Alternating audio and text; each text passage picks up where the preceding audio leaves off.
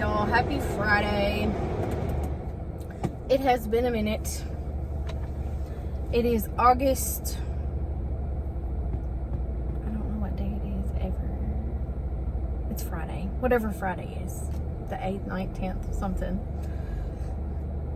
I'm sitting at Walmart. I'm being stared at by this guy I went to high school with, like, horribly right now. Stop staring. Oh my God. Somebody I never want to run into. So I just wanted to do a life update. This past 2 weeks has been horrible.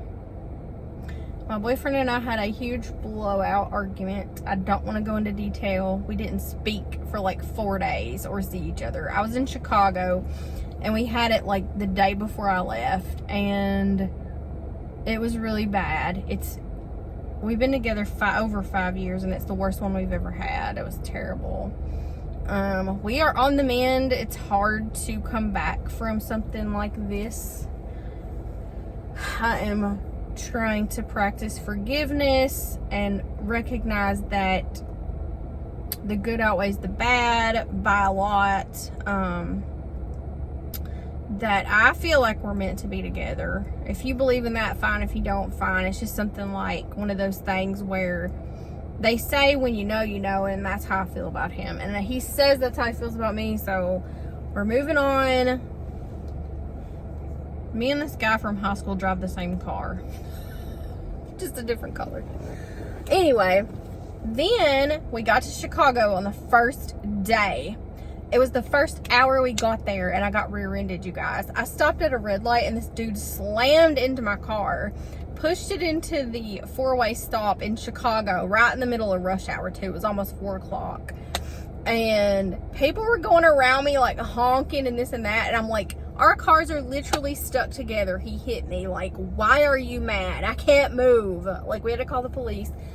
And in Kentucky, they would come right away, but in Chicago, he said, if no one is hurt, we urge you both to go do your own police reports within the next 10 days. We don't really come out for non-injury accidents, etc.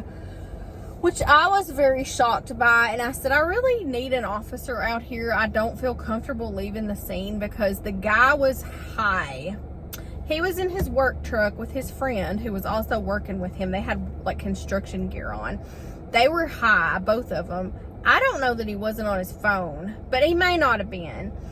And he got out, and his first words were, I thought you would run that red light like everyone else. And I'm like, why would I do that?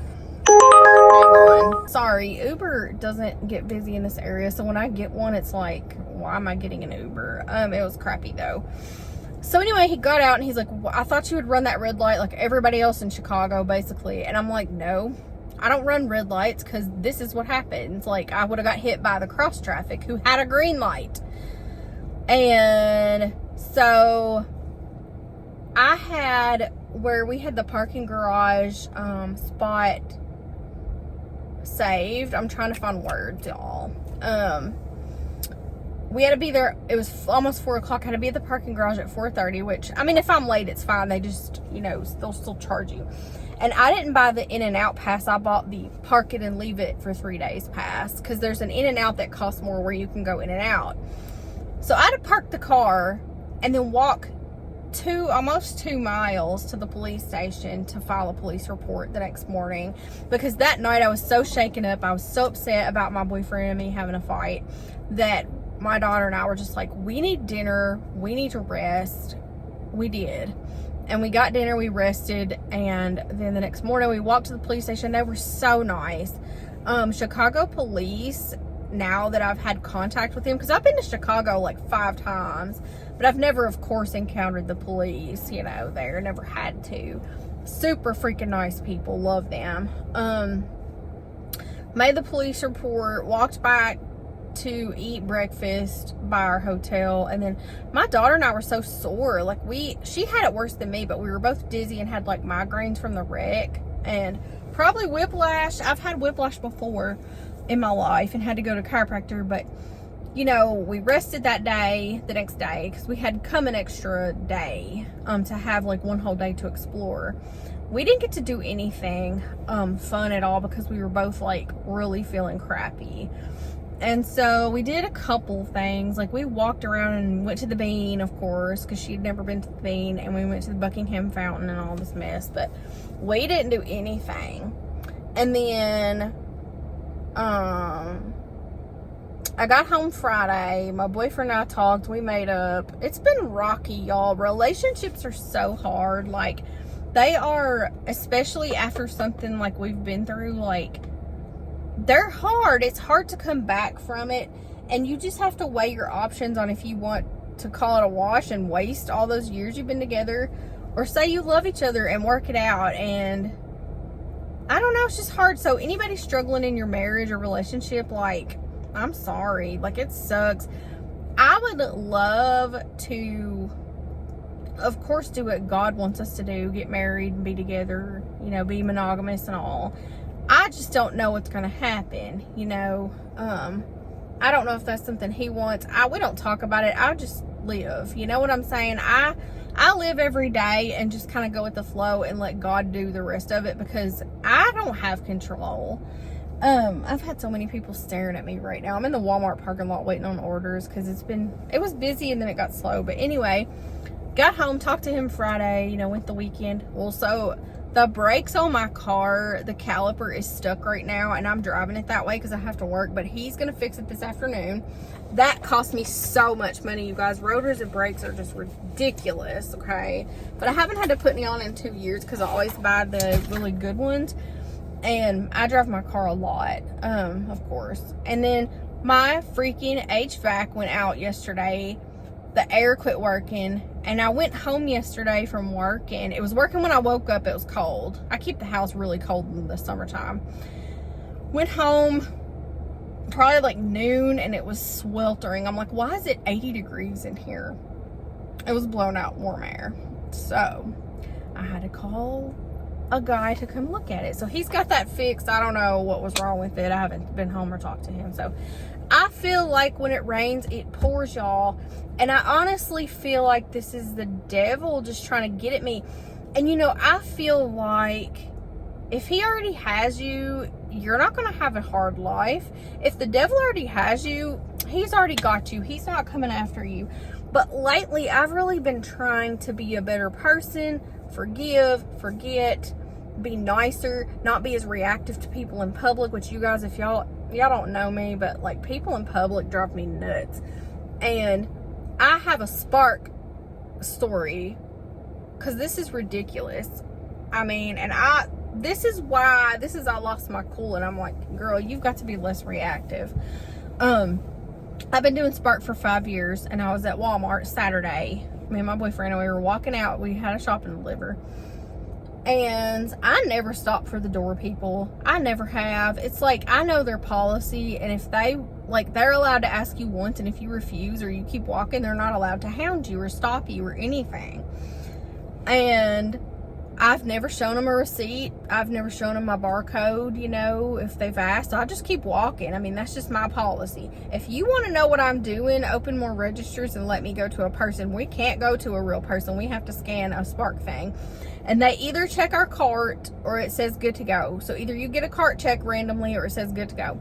So I was good to go, bagged all my stuff, walked outside, and I hear this lady behind me saying, ma'am, and it took her like 3 times for me to realize she was talking to me, okay? Because A, I'm deaf, and B, I don't care. Because why would you talk to me? I turned around and I said, are you talking to me? And she said, yeah, are you a Spark driver? And I said, yes, like that. And she goes, you're supposed to show me your barcode, and held her barcode up. And I said, how long have you been doing this? And she says some months or something. And I said, I've been at this 5 years, and I don't stop. Like, I went off on her. I said a bunch of choice things to her that I don't really remember. But I do remember saying, you're an independent contractor. We're not peers or employees. We're not co-workers. I said, so I suggest you never approach me again. Like, I was so mad. And my boyfriend, you know, one of our spots of, like, contention is that he's not reactive like I am. He is, but he's not like me. He'll just walk away. And I said, see, because he's like, you're always mad. You're always like on edge in public and this and that. Y'all, that's why. Like, people like that who don't mind their own business or stay in their lane, I am a 1099 taxpayer for a reason. I don't have a boss. I don't want a boss. I'm my boss. And she said, well, I stopped for the lady at the door, and I said, that's your business, but I'm not going to. I don't care. And that's what I said to her. I said, I don't care. I said, that's your business. I said, do you realize you're an independent contractor and you and I don't have to run our business the same way? We're not employees. I don't have a W-2 at the end of the year. Like, leave me alone. It just made me so mad. And I went off, and she goes, oh, well, I didn't know. And I said, well, if you don't know, then don't approach people. If you don't know, leave crap alone. I know. I've been doing this for 5 years and never stopped at the door. And it's one thing for a Walmart employee, or the door Nazis, as I like to call them. It's one thing for them to say, hey, ma'am, let me see your barcode. But who are you? You're a Spark driver too, girl. Like, go away. And that made me go home. I had made enough money that day. I was like, I'm going home. So this past couple of weeks has just been a test, you guys. And in some ways I have failed, but in some ways I feel like I've bounced back and not failed. And so, I don't know. I want your feedback on relationships, you know. Who has had issues in theirs and had to kind of rebuild? This is our first real issue, and I don't want to go into it. I don't. It's mine and his business, and it's something private that I don't even want to, like, tell anyone. But how do you bounce back? How do you get back to that, like, loving best friend type relationship? Because that's what we have. We're best friends, you know. And I think even best friends that are the same sex who are just platonic friends have issues. But, you know, when it's your spouse or your partner, it's, like, hard. Tell me what you guys think about biblical marriage. You know, I've gone back and forth on marriage licenses that the government issues. I don't like the government. I don't know that God likes the government, but it's like, what does God constitute, you know, as a marriage? What is not a sin and what is a sin? Does God view, you know, a marriage license as legal, or do you just commit to God and commit to each other, you know, like verbally, or just, you know, not verbally? I don't know. I have a lot of confusion and a lot of questions in my life right now that are unknown, and I trust my life to God. I trust that whatever's supposed to happen is going to happen, but my anxiety and my worry get in the way so much that it's hard for me to relinquish control even to someone like my creator, who I know has my best interests at heart. So, you know, I just struggle a lot with mental illness. I've been listening to a podcast that my brother sent me about forgiveness and healing. I have a lot of childhood trauma, and, you know, it probably did me good to see a therapist, but at the same time, I've tried therapy, and a couple times it didn't really work for me. I don't know. I do better if I can just talk to God, like, honestly. But you guys, it's been a rough couple of weeks, and I want to start making videos again. I've had all these things happen. Like, they got the air fixed. I just got a text. I got the air fixed today. My car's going in the shop this afternoon. My boyfriend and I are on the mend. And so things are going up, you know, but it's like, how do you deal? And I'm not a crier. I don't cry about things, and I've had like uncontrollable crying for the last like week. I don't like that feeling. I don't like to cry. It hurts. It hurts my face, my head, my heart. Like, I don't like to do it. But at the same time, I read this study where if you cry, it releases cortisol from your body, which is the stress hormone, which I find interesting. So, I mean, maybe it's helping. I don't want to cry in front of my boyfriend and make him feel bad or feel like inadequate or feel, you know, like something's wrong. It's just a release, I guess. But I don't know. I've gotten so many hate comments on my channel. I need love comments on this video, you guys. Like, I need support and love from my community right now, especially ones who are Bible believers, you know, or who are spiritual, who love God, who believe in God and Christ. If you don't, that's fine. Just don't be hateful. I'm probably going to, if you make a hateful comment, I'm just going to delete it and block you from commenting, because I don't need anything else right now, like, hurting my freaking emotions. Like, I am just, that was my foot. I didn't fart. My foot's squeaking the thing over here, because I went to the car wash and cleaned my car really good inside and out, since it's going in the shop today. I didn't want them to struggle to, like, navigate my receipts and crap in here. So, and it smells good. I really cleaned it. So you guys weigh in the comments. Let me know about relationships specifically, because this is hard on me. You know, when we got together, I thought he's the one, and I still feel that way. That has not changed.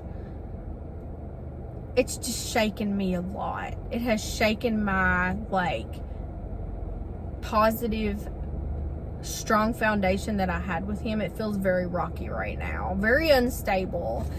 So that's the best way to describe it, you know. I think it'll get better. I'm trying to let go of it and just give it to God. So I'm hoping that, you know, it catapults me into a better week next week. Because the last two have just been literal crap. I haven't been eating. I lost almost 6 pounds with anxiety, just not eating.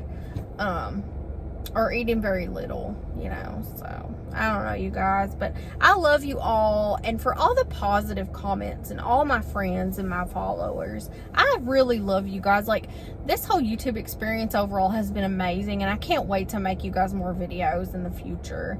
I just haven't felt much like it lately, especially the last couple of weeks. But okay, some good news. My air got fixed. The car is getting fixed. I'm getting a check for my car from the insurance company, but the damage doesn't look bad to me, and my boyfriend, like, kind of wiggled the bumper around and fixed it and pushed it back on there and everything. I'm just gonna keep the check. This is my work car, so I don't care. And you know, the check that I'm getting is almost the exact amount that my whole vacation costs, or costed, I should say. So it's almost like God was like, here's a little recompense for your trouble here. For it being a crappy week, here you go, girl. You're breaking even. You got a free vacation. So, because it was a crappy vacation, kind of. We did see Chapel Roan. She was beautiful, gorgeous, lovely. My daughter was just in awe. I feel like she cried a little. She was like, it's Chapel Roan. It was so great. You know, the heat and the car wreck and everything made her face worth it for her first concert. And she had a good time. So, it was good, but you know, I don't know. Sorry, I'm rambling. I love you guys. Weigh in the comments on relationships, God, whatever you want to weigh in on. Just don't be ugly. If you have different views than me, you can always voice those. I don't care, as long as they're not ugly or, you know, combative. So I love you all. I hope you have a glorious weekend, and I'll see you on the next one.